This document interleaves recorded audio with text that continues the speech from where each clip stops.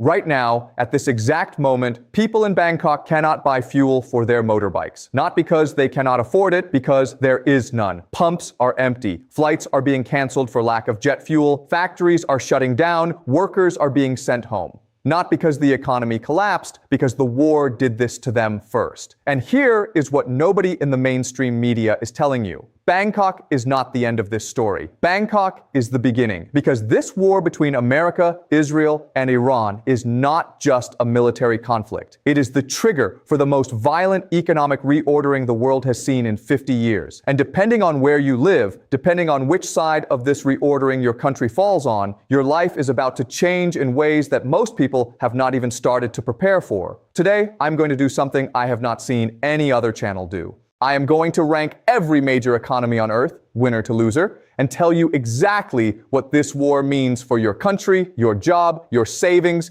and your family. Country by country, no spin, no politics, just the economic reality. And I will warn you right now, the country I name as the single biggest economic loser of this entire war is not Iran. It is not America, and it is not China. The answer is going to surprise you. Let us go. Part 1. Before I walk you through every economy, I need you to understand one single idea, because everything else I'm about to tell you flows from this. For the past 50 years, the entire global economy was built on one assumption, that cheap energy would always be available. Always flowing, always accessible. Every factory, every supply chain, every economic development model on Earth was designed around that assumption. This war just destroyed that assumption permanently. The one framework that explains every country's fate. Ask one question about any economy. How dependent is it on cheap imported energy? Maximum dependence plus no alternatives. Economic devastation. Moderate dependence plus adaptable economy. Painful but survivable, resource-rich or rapidly adapting, position to win. Every ranking in this video follows this single logic. Keep it in your head. The question is no longer whether this affects the global economy. It does, right now, today. The question is which nations collapse under this new reality and which nations find a way to emerge stronger from it. Let me take you through every major economy with that framework. And let us start with the one that is already in crisis. Part 2. Southeast Asia. And I want to stay on Bangkok for a moment because I want you to feel what is happening there right now. Not as an abstraction, not as a statistic, as a human reality. A factory worker in Ho Chi Minh City woke up this morning and could not get fuel for his motorbike. He cannot get to work. He has not been fired. The factory has not closed. He simply cannot physically travel to his job because the fuel does not exist. His income stops today. His family's bills do not. That is what cheap energy disappearing actually looks like at the ground level, not a chart. A man who cannot get to work. Thailand, Vietnam, the Philippines, Indonesia, Malaysia. These are nations that built their entire economic identity around one model. Import cheap energy, run factories, export goods to the rest of the world. It worked brilliantly for 30 years. It is breaking right now. Southeast Asia, the damage already happening. Fuel rationing in Thailand and Vietnam, pumps running dry. Jet fuel shortages causing flight cancellations across the region. Manufacturing slowdowns as energy costs make production unviable. Agricultural supply chains stalling. Diesel for tractors and transport disappearing. Workers forced home, not laid off, simply unable to operate without energy. Timeline. This is not a future risk. This is happening today. And here is the brutal truth about Southeast Asia's situation. These economies do not have the financial cushion to absorb a long energy shock. Their governments do not have the reserve funds to subsidize fuel at scale for months or years. Their workers do not have the savings to survive extended income disruption. Southeast Asia is not waiting for the economic consequences of this war to arrive. The consequences are already there, already being felt by real people today. Part 3, China. And this is where it gets counterintuitive, because China on the surface looks powerful, the world's second largest economy, a rapidly growing military, expanding global influence. But underneath that surface, China is facing an economic vulnerability from this war that is more dangerous than anything it has faced in decades.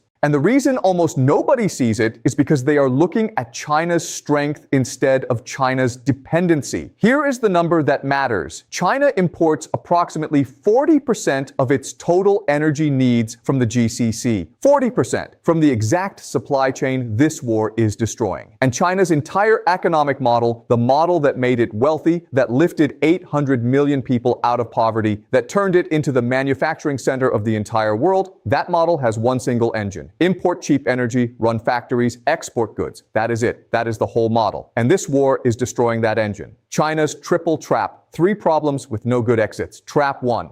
Energy. 40% of energy from GCC now under severe supply pressure. Trap 2. Consumers. Chinese household savings rate on 44%. People are hoarding, not spending. The domestic consumption pivot is not working. Trap 3. AI bet. China's answer to cheap energy loss is AI. But AI data centers consume enormous energy. The solution requires the very thing that is disappearing. The old model is dying. The new model needs what the old model needed. China is running out of moves. China is not going to collapse tomorrow. It has strategic reserves. It has access to some Iranian oil at discounted prices. It can weather the short term, but in the medium and long term, China is the major economy least equipped to adapt to a world of expensive energy. Its entire economic DNA was built for cheap energy, and cheap energy is gone. The most powerful economy in Asia may also be the most fragile, and that is a contradiction that this war is making impossible to ignore. Part 4, America. And here is the most important thing to understand about America's position in this war's economic fallout. America does not have to import its energy through the Strait of Hormuz. America has oil, it has gas, it has coal, it has agricultural land that feeds a continent.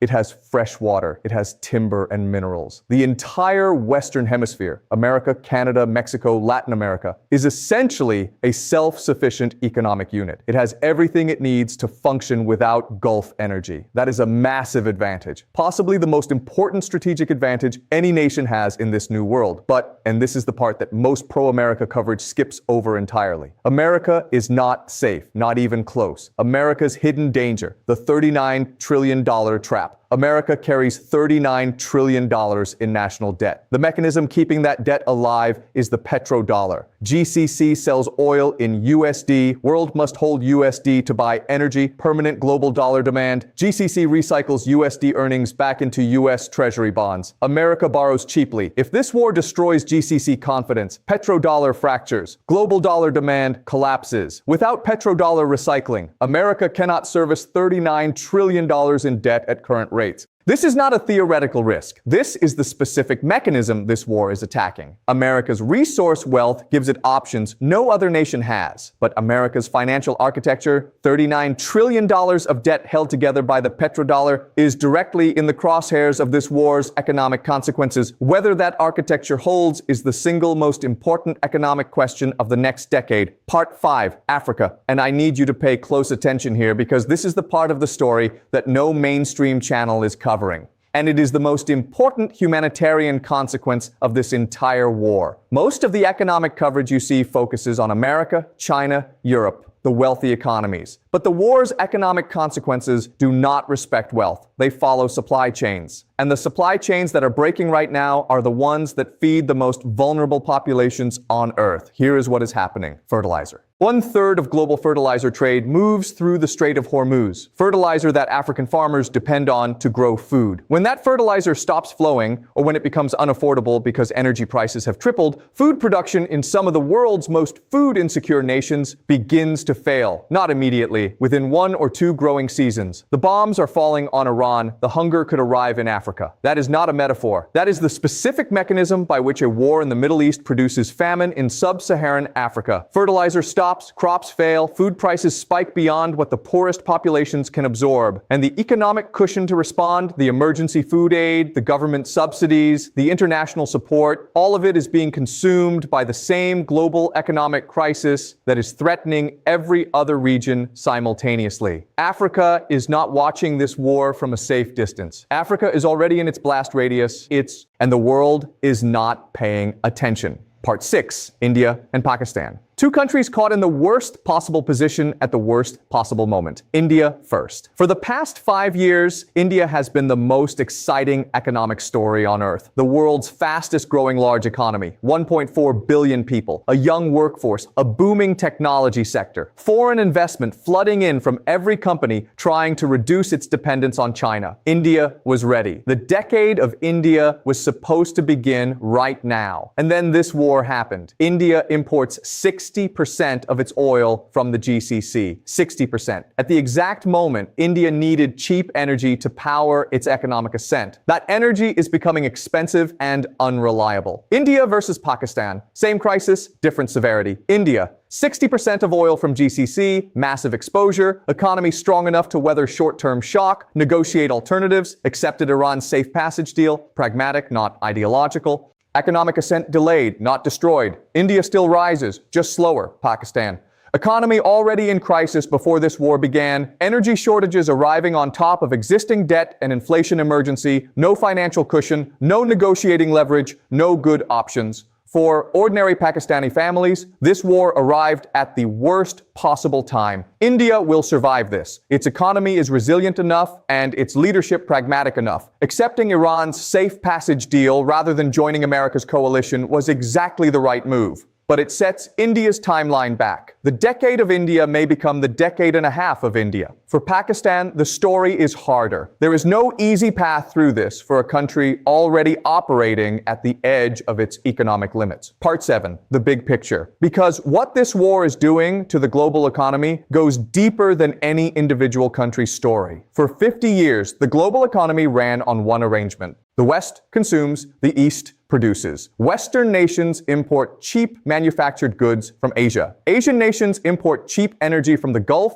to power their factories. It worked because two things remained true: cheap Gulf energy and reliable global supply chains. This war is destroying both simultaneously. And here is the insight that most analysis misses. This is not just a Western problem. The East is just as trapped in this arrangement. Asian economies built their entire identities, their factories, their infrastructure, their workforce training, their long-term investment plans around producing and exporting. They are not built to pivot quickly to domestic consumption. They are not built for expensive energy. Their economic DNA is wrong for the world that this war is creating. The new world that is emerging. Who survives depends on who adapts. Old world. Cheap Gulf energy, Asian factories, Western consumers, petrodollar recycling. New world. Expensive fragmented energy, reshored manufacturing, regional supply chains, reserve currency competition. Survivors. Nations with domestic resources, adaptable industries, or irreplaceable technology. Casualties. Nations whose entire model depended on cheap imported everything. The speed of adaptation is the only variable that matters now. The nations that survive this are the ones that adapt fastest. The ones that find new energy sources, build new supply chains, and stop waiting for the old world to come back, because the old world is gone, and waiting for it to return is the most expensive mistake any government can make right now. Part 8. The biggest economic loser of this entire war. And I promised you at the start that the answer would surprise you. It is not Iran. Iran is being devastated militarily. But Iran was already under maximum sanctions. Its economy was already built for siege. It will survive this. It is not America. America has the resource wealth to adapt. It is not China. China is hurt, seriously hurt, but not broken. The single biggest economic loser of this war is the GCC, Saudi Arabia, the UAE, Qatar, Kuwait, Bahrain, the nations that built themselves on the glittering illusion of petrodollar wealth. And I want to explain exactly why. Because to understand this, you need to understand what the GCC actually is. Strip away the skyscrapers, strip away the airports, strip away the financial centers and the shopping malls and the luxury hotels. What is left? Desert, a vast, hot, waterless desert with almost no agriculture, almost no fresh water, and almost no capacity to sustain a large population on its own. Under normal circumstances, this desert supports a small population living very simply. That is the geographic reality of the GCC. But then came the petrodollar and American military protection. And suddenly, these desert nations had unlimited financial resources. They built desalination plants. They built air-conditioned cities in 45-degree heat. They imported millions of workers. They built airports and shopping malls and financial centers, and they created something extraordinary. They built a mirage, not a metaphor, a literal mirage. The most expensive, the most convincing, the most elaborately constructed mirage in human history. Dubai became the new New York. Riyadh became a financial capital. Qatar became a global sports and media hub. Billions of dollars flowed in. Millions of wealthy residents arrived. The mirage looked absolutely real. Why mirages are irreversible. The psychology of safety and stability. Wealthy people and investors do not just seek returns, they seek safety. Dubai's entire value proposition was, this is the safest place in an unsafe region. A few drone strikes on Gulf hotels. Missile impacts near oil facilities. Suddenly, wealthy residents ask, is this really safe? Investors ask, is this really stable? And here is the brutal truth about mirages. Once you see through a mirage, once you know it is an illusion, you can never unsee it. The wealthy leave, the investors pull out, and they do not come back. Dubai, as the New York of the Middle East, is an idea that this war has permanently ended. And here is what makes the GCC's situation truly irreversible. Every other economy on this list is facing a problem they can potentially solve. Southeast Asia can find new energy sources, China can try a different economic model, America can manage its debt, India can delay but not abandon its ambitions, but the GCC cannot rebuild a mirage. Once the illusion of safety is shattered, once the world's wealthy understand that the Gulf is a war zone, not a sanctuary, that confidence does not return. Not in 5 years, not in 10 years, possibly not in a generation. The bombs are not falling on Dubai, but the mirage is gone. And that may be the most economically devastating thing this war has done to anyone. So let us bring this together. Fast, Southeast Asia, already in crisis. Fuel gone, factories stalling, workers stranded. Today, not tomorrow. China, the biggest economy least prepared for expensive energy. Old model dying, new model not working, seriously vulnerable long term. America, best positioned by far, but $39 trillion of debt held together by a petrodollar that this war is attacking. Not safe, just safer than everyone else. Africa, the forgotten casualty.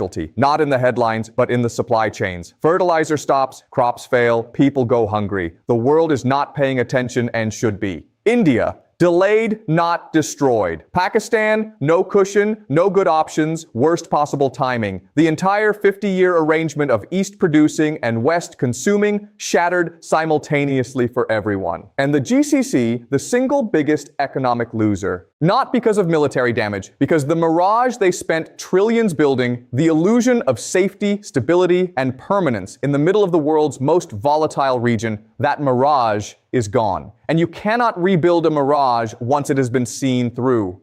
The cheap energy world is over. The global free trade world is fracturing. The old arrangements are done. The question is not whether this reordering is coming. It is already here. The question is whether your country, and whether you personally, are positioned for what comes next. Tell me in the comments, which country do you think actually wins this war economically? Because there is one I have not discussed yet. One that is quietly setting itself up to be the most important energy power of the next 30 years. And it is not who you think. Subscribe for daily analysis of this war and its global consequences. Explained in plain English, no spin. I will see you in the next one.